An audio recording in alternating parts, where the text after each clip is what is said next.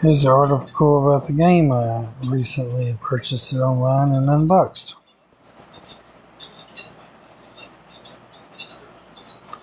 Risk for Warhammer 40k.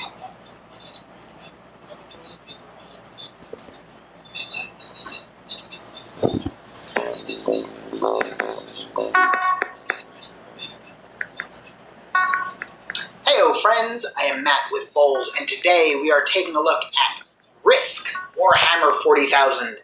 You know Risk, or at least, you know the classic version of Risk, but a lot has changed since the game was first released in 1959, or more technically, when it was originally released as La Conquête du Monde in 1957 by Albo Lamores, who was actually the guy who wrote and directed the classic short film, The Red Balloon. Just a fun little bit of board gaming trivia for you there. In case you didn't have a great uncle who broke out his original Risk set every Thanksgiving, here are the basics.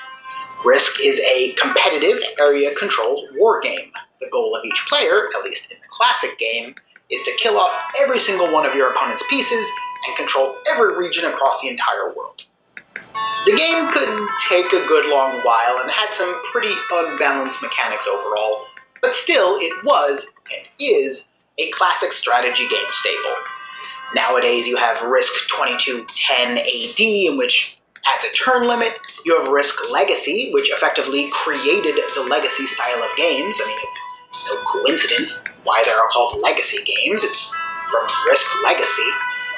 Each of these Risk reinterpretations, from Risk Transformers to Risk Plants vs. Zombies, uses the same basic foundation of classic Risk. But Warhammer 40,000 adds a few quality of life changes and adds a few thematic changes, which adds character and unique gameplay styles for each team. Right off the bat, the colors in each team in Risk Warhammer 40,000 aren't meaningless. Each color represents a different faction: Orcs, Chaos, Eldar, Ultramarines, and Genestealer cults. While the armies themselves do have different minis for the basic troop and their triple unit, they all play the same, excepting the leader of the army. Each faction has a unique leader which can be deployed on the map same as any other unit. But in this case, the leader provides a bonus to the allied unit in that region. For example, the Orc War Boss grants a bonus to attack while on the offensive, and I don't know or care what the other leaders do. Praise be to Morkengork. Unlike in other classic game of Risk, players aren't vying for world domination. Here, the players are looking to win 3 objectives.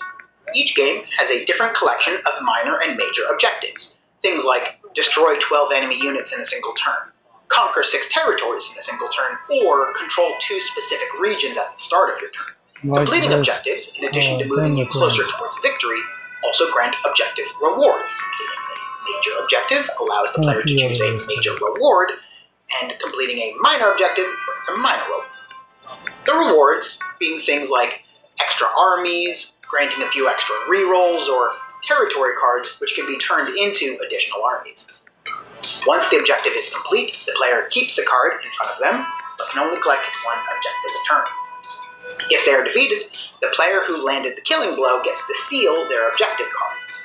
And as soon as one player has 3 or more objectives, the game is over and they win.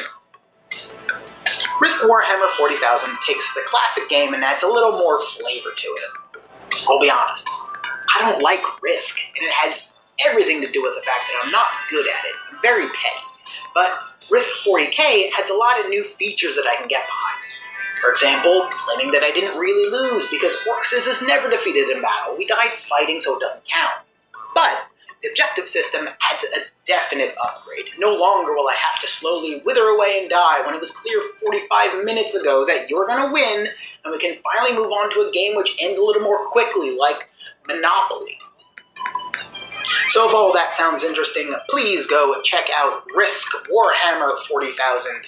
If you liked this video, please give it a like. It really does help us a lot. Comment down below with which faction you would like to add and what you would make their unique power. And Games Workshop told me that if you subscribe to this channel, they will add your favorite faction to the next expansion. That's all for today. Thanks for watching. Bye.